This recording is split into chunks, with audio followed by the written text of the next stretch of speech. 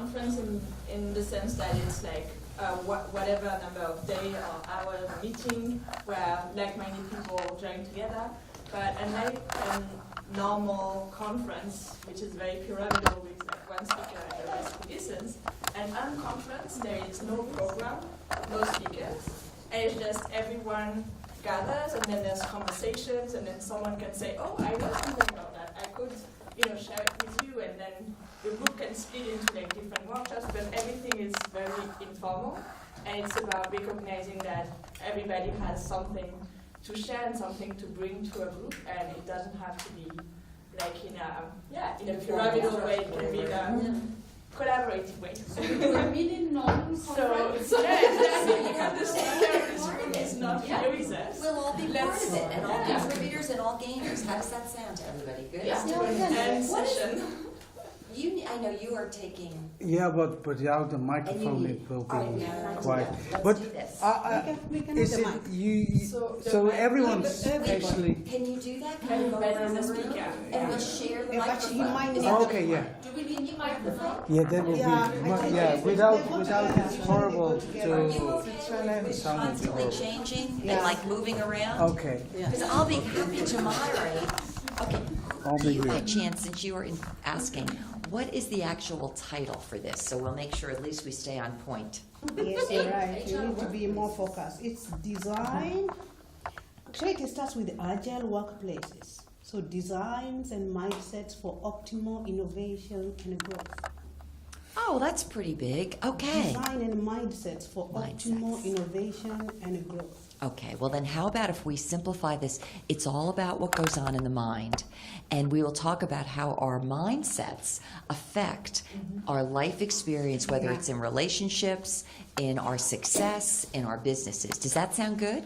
You know how I'd love to do this? If we could kind of start by going around and everyone give your name, what country you're from, and what you hope to get out of this session. And just pass the microphone around. That'll be a beginning. Okay, ready? Yeah. You start. All right, so my name is Solène. I'm originally French, but I've been a global citizen for the past 10 years, and currently I'm based in Turkey.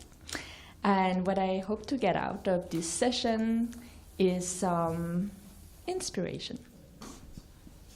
You're stealing my words, oh my God. My name is Ursula. I'm from Vienna, Austria, very small country in the center of Europe.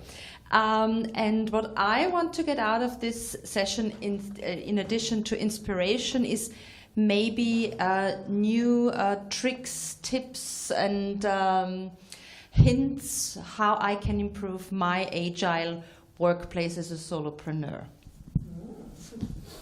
Hello, my name is Valeria. Originally, I'm from the southwest of Siberia, Russia, but I live here in the Netherlands in Haarlem now. And I'm really curious to hear all of your stories, ladies. It's very inspirational indeed, just to learn from the experiences that you have already. I'm Jyoti Parikh. I'm Executive Director of Integrated Research and Action for Development in New Delhi, IRADE. It's a research think tank, and we have about 35 employees and maybe 22 researchers and other help staff and technical staff. So I'm looking forward to seeing how I can bring some designs and some mindsets in my place. And we work in the area of energy and environment and climate change. And I'm speaking in the afternoon at 3 o'clock on climate change. Hello, everybody. My name is Ivana. I come originally from Croatia, but I live here in Netherlands. What I am looking for in this conference is actually to regain power for myself, which I kind of lost somewhere along the way. Thank you. I'm Isabelle Goyon. I'm French originally, and I've lived in Gabon in Africa, and now I'm living in the Netherlands, in The Hague. And I'm looking for some ideas, some inspiration for agility, innovation, and creativity to improve this part. Thank you very much. My name is Beatrice Lukose. I'm originally from Kenya, but I live and work here in the Netherlands. I am the founder of Motivate Foundation. I'm also a motivational speaker and an author. And our main focus is helping marriages. We all know that there's a lot going on in that sector at the moment. And I believe that a marriage is the most vital part of a society. And if a marriage is suffering, then the society is suffering. Well, I'm here right now, and I'm glad that we came up with this impromptu meeting. It's just to learn from each one of us, because when the meeting is impromptu, you tend to share from your heart, because you didn't prepare before. So I want to hear your hearts. Thank you. Hello, I'm Helen. I live in the Netherlands, and I've been here last year, and I thought it was a very, very inspirational thing to do. Unfortunately, this time Anton Philips couldn't come because he was there last year and I went with him. Today I'm here myself. He's luckily healthy and happy and at another meeting giving a speech at this moment for the Rotary. And I really like to get more inspiration, and I really like the international community. Thank you. Hello, everybody. My name is Aleida. I'm from Colombia, but I've lived everywhere but in Colombia. I still call it home, so that is very clear with me. I've got 47 members of my family there, and I'm here with my sons and me, so with 3 here and there. So, yeah, home is Colombia. But I've started a year and a half ago my entrepreneurship activities. I have set an activity of Reiki practice, a healing technique practice, Japanese healing technique. But I'm also an environmentalist, and I've established myself as a consultancy. But I don't know what to put on my plate, you know. There's so much. My concern is actually the plastic bottles, and the protection of the ocean pollution. So I came here today because I thought, okay, let me ask you sustainability, ideas, innovation. All this entrepreneurship has taken me to come out of me, and I'm actually an introverted person, although I'm outspoken, and it costs me to actually say, like, I can talk. So I said enough. I think I can talk a lot, but so for now I will listen to this experience, and thank you very much. Hello, everybody. My name is Marianne Koek, and I'm from the Netherlands. I'm an accountant, and I help women entrepreneurs with my 10-step plan with their business model to better results.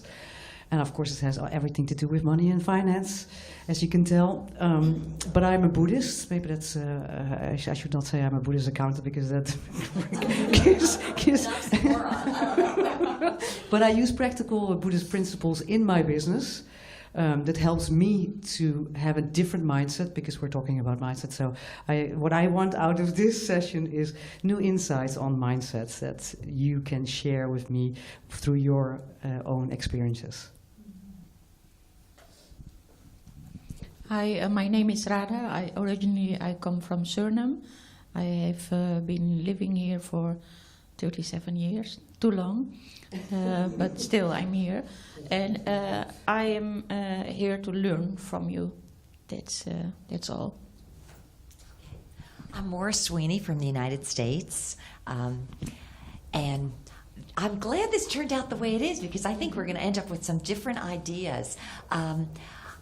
What am I here for? I'm here always to share, but I'm always like a sponge looking to learn. I actually get a lot of energy from hearing other people speak, especially when it's positive energy. So here's what I'm thinking for the next thing. Maybe somebody has ideas, and maybe there are some that have only come to listen, so don't feel the pressure as we went all the way around. But who would like to share a lesson they've learned, let's say a life lesson about I'm sure it's not the first time I'll do it, about a mindset practice that you learned and employed, okay? So in other words, it became real for you. And that's got to be your secret, not just that, oh, I read somewhere, and then, although I don't want to make any rules, but something that's real for you, because if we're all looking to gain, when something is real rather than just theoretical, other people pick up the very confidence that comes from that real experience. So I don't want to put any pressure on anybody, but anybody have something? Oh, good! While you were speaking, I was already thinking about something, yeah? Well, I'm here for quite some while now. I mean, on this earth, I mean. I'm going to be 55 next week. And I had ups and downs all over my life, some more, some bigger, some smaller. But what I found out is, together with my kineologist, I must say I didn't do it all on my own, but every single thing that happens in your life has positive and negative effects. Sometimes you just see the negative, sometimes you just see the positive. But even in the worst experiences I had, after thinking about it and turning it around and putting it into a bigger context, you can always find a positive impact as well. And that is something which is, I think, a mindset. You need to be looking for it. 2 years ago, from one minute to another, my husband told me that our marriage was over because he had found someone different from our, direct surrounding, and he would not keep up our marriage. I was it was like, I don't know, bumping into a tank and thinking to be killed.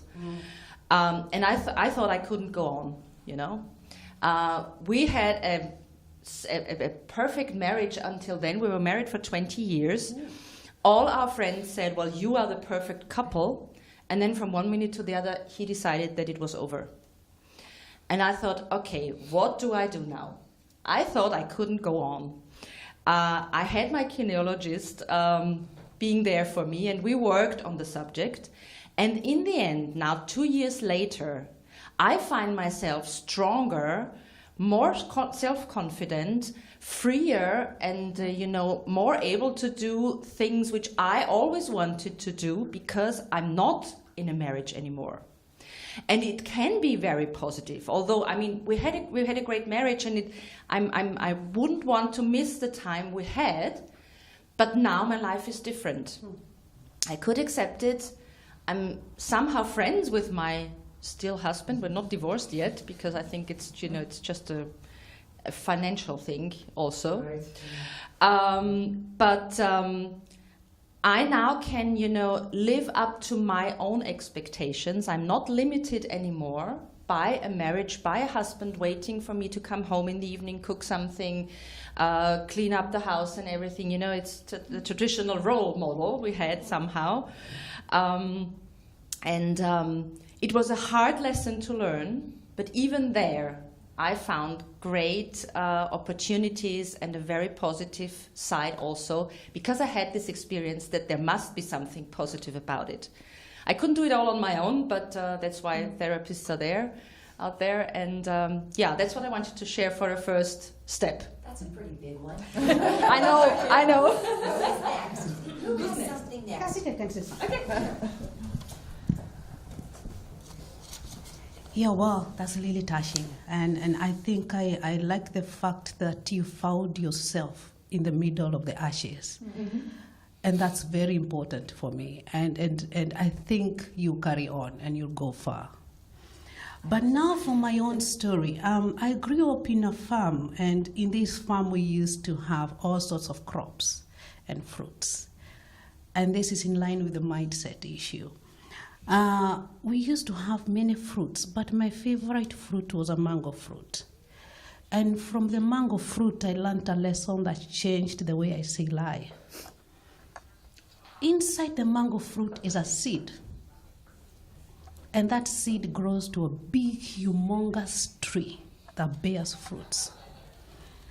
And I want to tell each one of you that inside of you is something humongous. Inside of you is something great. Inside of you is something powerful that can benefit mankind. And from that moment, I made up my mind to go through life experiences with a positive mental attitude.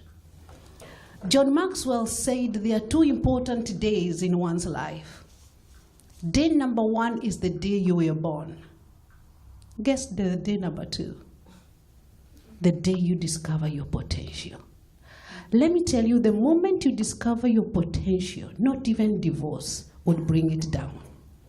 And I want to encourage you to maintain a positive mental attitude, because it has a way of generating positive energy that helps you to wake up in the morning and look forward to the day. Positive energy. Negative energy, of course, can also come with a negative mind. So those little voices that go through our minds every day, telling you negative things, please deal with them. Deal with them. Do away with them. You can control them. You have power over what goes on in your mind. Sorry. Is it a cough? I'm going to go out to coffee. Yes. Yes.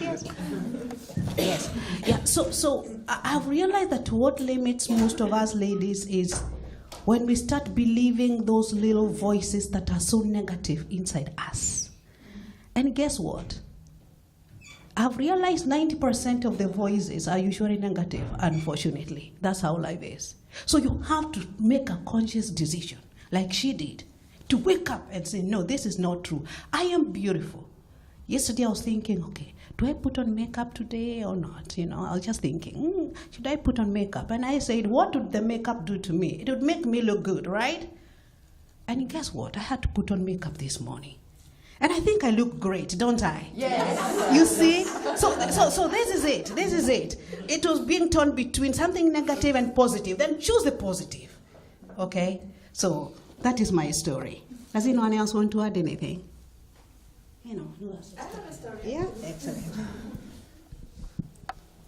A story about mindset and business and finances and love as well. Because we all have many different roles in our lives, and especially as women, we try to balance it all, and we want to be, good on all the fronts.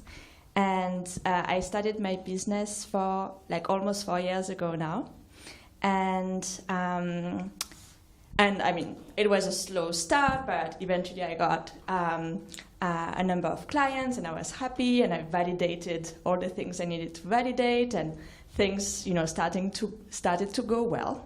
But I realized at some point that my income really plateaued, and so I was like, okay, so I'm a strategist by trade, and so I did a lot of strategy sessions with myself and with others, and looked at marketing ways of changing things or doing this better. But everything, no matter how hard I tried on the strategy side of things, it was never changing. And even if sometimes I was like, oh, okay, I have this big new client or this big opportunity, something was happening and then it didn't happen, or someone else changed their mind, or it was always things were always happening in a way that I just plateaued. And I also got help, not from a kinesiologist, but from a business coach, and who asked me questions that had nothing to do with strategy, asking, so what, why is this particular income, what's the story behind that? And, what does this number mean to you? And this other goal that you have for your business, what does it mean to you? And by digging deeper, I realized that actually that income I was plateauing at was right about the same as my partner, who's now my fiancé. And so earning more money for my business also meant earning more money than my partner. And I grew up in a family where my mom earned more money than my dad, so I was like, I shouldn't be limiting myself for that. But my parents divorced when I was 15. And it had nothing to do with money, although maybe I don't know the full story. But I don't think that, was. But in my mind, without me really knowing, there was this, I was protecting myself from earning more money than my partner, because I grew up in a family that was unconventional in the way that my mom earned more, and it didn't work out. They divorced. And so it was the fear of losing love that was preventing me from earning more. And the day I realized that, I was like, this is crazy. Like, I didn't, like, it made sense, but on the other hand, I was like, how can that influence, like, my results? Like, because I'm putting the work every day, I'm doing all those strategies, I'm doing all these marketing efforts, and my clients are very happy. I get all these testimonials, and like, so on the business side of things, like, it's like it should have worked out, but yeah, I realized I was preventing this growth. And so in just one conversation, things completely changed for me. I just confronted that fear, and I told my partner, like, I think I'm gonna be very successful, and I think I might even earn more than you. What do you think about that? And he was very supportive. He was like, of course, like, I love you in every way, and if you are much more successful, I will, that won't change anything, and I won't feel threatened. And I think I needed to hear that. And the year after that conversation, my business doubled. Wow. And it's just, that switch. And I didn't change my strategy. I didn't change my business model. I didn't change my, pricing or products or anything. I just changed the mindset. And yeah, that's what I wanted to share. I think I could share something because as Ivana, we know each other and we worked each other on the mindset. And she reminded me I had exactly the same, but it was with my father's income. I realized that I never passed the income of the best income of my father. And when I realized that, I realized also that I was always looking for father figure, mentors around me. I always worked for someone, and specifically a father figure. So now I am exactly in the same part and saying, no, I can earn lots more money. And my husband answered me, yes, it would be great, and I will not feel uncomfortable with that, and I will even stop working and do you can take it in charge, the whole family, it's not a problem. But I think to have this positive mindset and to go through difficult and negative parts, we also have to forgive to ourselves. Forgiveness is very important. I think we always forgive to everyone. People around us, we know, we accept that they are not perfect, they cannot do everything, they cannot take in charge everything, and sometimes we don't forgive ourselves in the same way. We can have negative thought, and we can be depressed, and we can make some wrong choices sometimes, and we don't have to be stuck on this culpability, guilt. And I think forgiveness is really important to pass through this kind of moments. Mm-hmm. Forgiveness? I'm sorry. Yeah. Forgiveness, because like in this situation, we're looking at a blockage. Yeah. Created by the upbringing. So you have the forgiveness, the need of forgiveness for yourself. Yeah. To accept. Because you actually limiting yourself, giving yourself your mindset. Yeah. Okay. I think sometimes we live with all this guilt, not to have been perfect and not to have made the right choices, and that keep us stuck in a kind of guilt, and it's difficult. I think we have to accept the negative part. If we want to see the positive part, we have to accept the negative part we have and we bring in some situation, and we create and we provoke sometimes some negative things also. And it's difficult to accept and to see and to enjoy the positive part if we don't accept. This is the both sides of the medal. There is both sides, and we have to accept all this. Yes. Yes. Yeah. I'll take it again. Actually, I've been following Marianne's presentation just to actually tell myself, you can do it. Right. And it's like, this is why, it's like she says, okay, look at your finances. And I haven't told you about her, but I've actually going on to my budget. I'm looking at my money. I'm like, oh my God, okay. Because, well, it's like I said before, I'm from Colombia, which is a very machist. Okay? It's a macho man country. I say machista. Yeah. So it's and I can see it coming down in all my relationship with men, and from work, and the same thing as work is a little bit like you. I've been used to work for others. It's not like I studied to get my diploma to go and work for others, and then when the door is not opening, I'm like, okay, now what to do? Yeah. So that's where I am. But anyways, but I'm actually also trying to change this mindset of saying to myself, I can. And I can give myself the abundance that I need in my life. And then bringing it up. And it's like, okay, so now today I had this, okay, now I need to work more on my finance and to see where I want to go and to concentrate there. And that's where that's my work, because I'm also divorced after 20 years, had to start a new life and had recreated myself and keep on constantly doing that.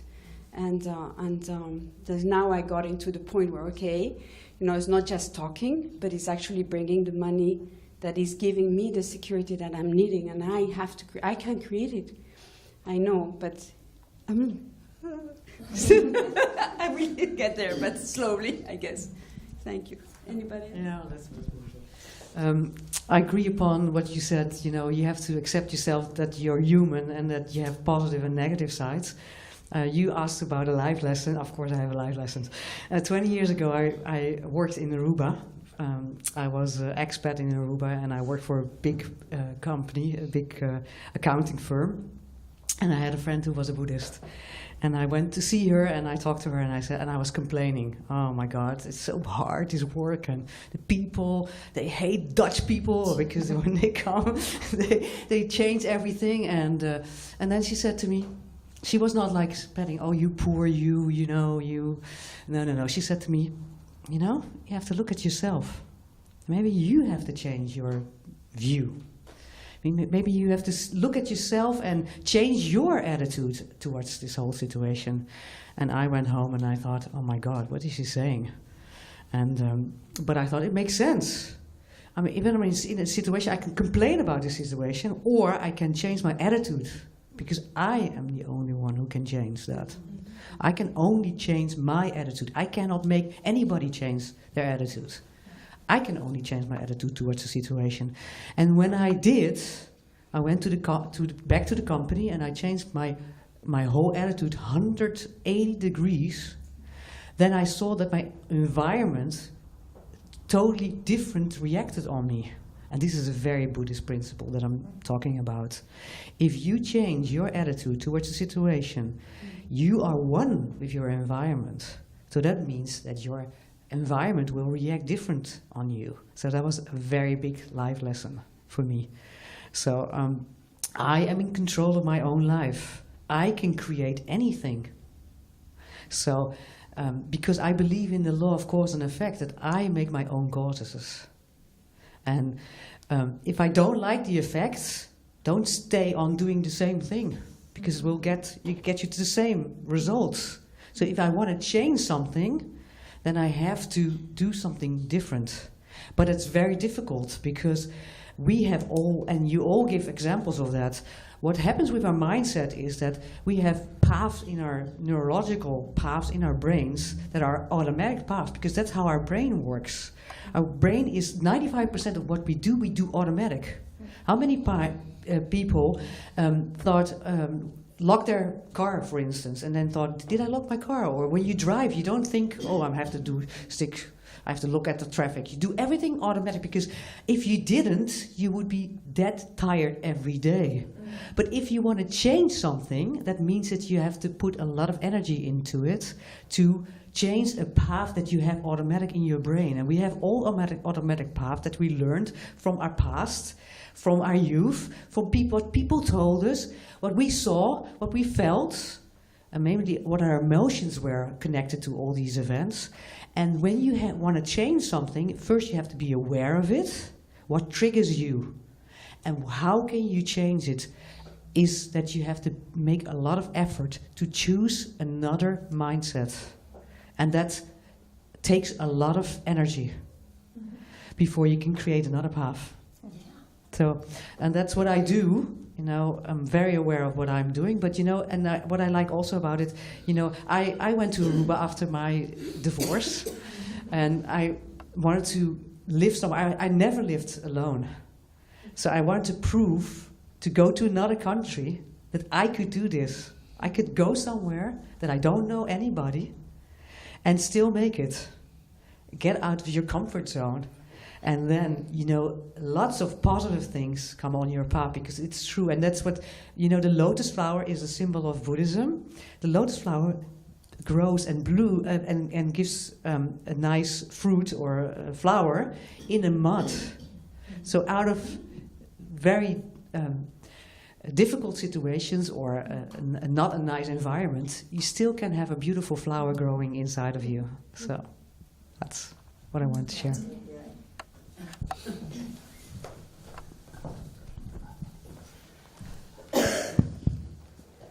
So I was growing up in 40s, India was going through this freedom movement, and our family was very Gandhian. So in a way, it helped us to, all women Gandhian movement, because he always said it should be done together. So all these high-profile women, you may have heard of Indira Gandhi, but like that, there are many, many women.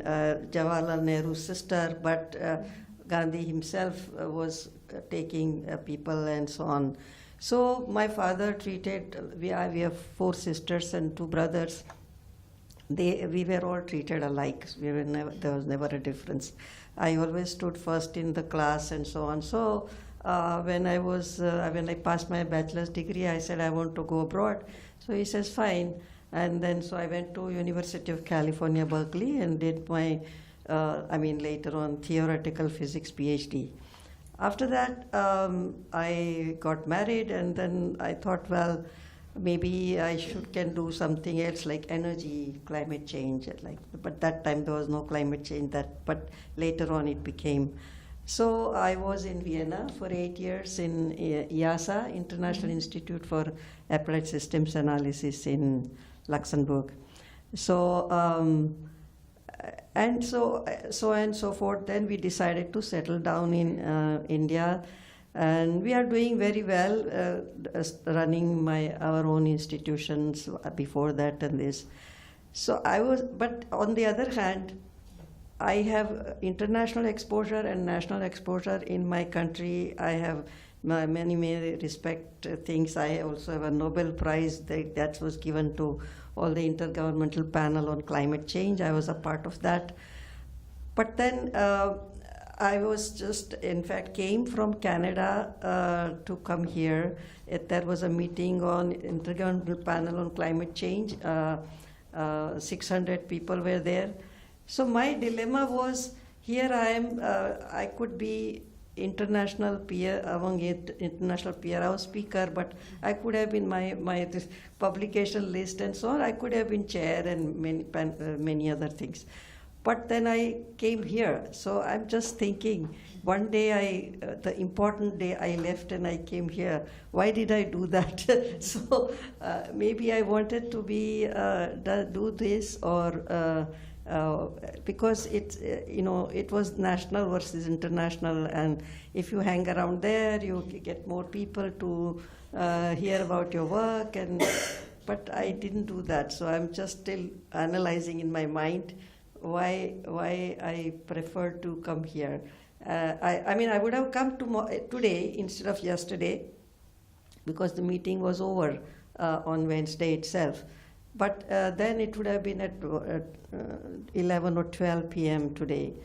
So this whole conflict of whether one should work on an international or be satisfied with national, because now it's too much. So in a way, I'm not sure if some handicaps I have also faced, whether they are due to the fact that I'm a woman or I'm from a developing country. And so, because many of these international posts are taken away by people from developed countries. So I'm just, that is not resolved yet in my head. So I thought if I speak, maybe some of you can say something or I can resolve it myself. But these are two things that though I have gone, I have no complaints and I'm very happy with my situation. But at the same time, I feel I could have been more, but whether because of women or because of international issues. Sounds like you were a lot.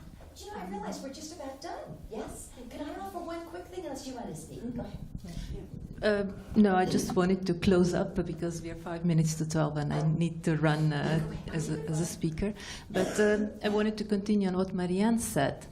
And that's something that is very clear. When you point one finger to somebody, the other three fingers are pointing to yourself. Mm-hmm. So what you see as a problem, as a challenge in others, what's bothering you about the others, maybe it's time to look in yourself and see why do you resonate with it. Mm-hmm. And that's where is your self-limiting belief sitting. And if you resolve that, then you can take a step further. Thank you. Oh, excuse me, Please do. Please do. And if we have 2 minutes, I'll share my own tip. And it's quick. Yeah, we need to hear. Well, and look, the time already went. This was, how did everybody feel about this? Was this good being able to share? So I'm glad we made something out of nothing, right? Nobody was showing up, and now we have something. That's what women do, don't we? Yes, we do. All right, here's my thing, because I remember when we first came in, you said somebody said they were looking for tips. Somebody said that. Okay, this is easy. It took me a lifetime, but it's easy. How many times do we think we have a problem in life? Maybe once a day, maybe once a year, maybe several times a day, right? And how many different types of problems can show up in our lives? 5, 10, 100, 1,000, 10,000, because of all the different details. Every time there's a problem, a challenge, an issue. This is what I've always learned in my own life, and I'll just make it quick for you. There's only one question to ask yourself. Am I a victim or am I a beneficiary? If we're a victim, hi, you're probably the next speaker, right? No. Oh, okay, because we're finishing up. I can speak if you like. Oh, all right. We're closing up. If you see yourself, because we're all talking about mindsets, if you answer to that question, and you have to choose your answer, if you choose that you are a victim, guess what you will get? Your situation will become the negative experience. And by the way, this is neural pathways. Not that I get into science, but you have to actually choose anew and break down the old mindset patterns. Your thoughts over time create things and experiences over time. But if you say, even though it looks pretty bad, I'm a beneficiary. Bene meaning good. I'm a beneficiary. Something out of this situation is going to work well for me, but there's a secondary piece of it.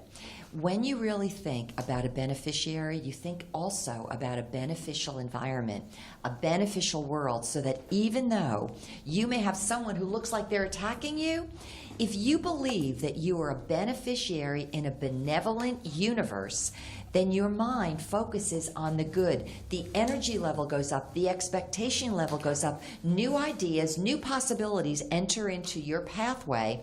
And so not only do you become a gainer in it, but somehow, some way, the people around you also gain. Sometimes it's a life lesson. Sometimes it's knowing, oh, I caused this. But that is what I learned, and I learned it because I started life very, very young. If anybody were to look at photos of me, in many cases I actually look like a catatonic little girl. I had to learn from my own personal experience not to be a victim. It wasn't fun being a victim. There was no life in being a victim, and I wanted to grow up happy and free. And so now I have the words, either you're a victim or you're a beneficiary, and I'll tell you the tip. Choose beneficiary. Keep believing, and eventually it turns out. Okay, thank you. This is a good thing. Everybody gets a hand. I think the original talk couldn't have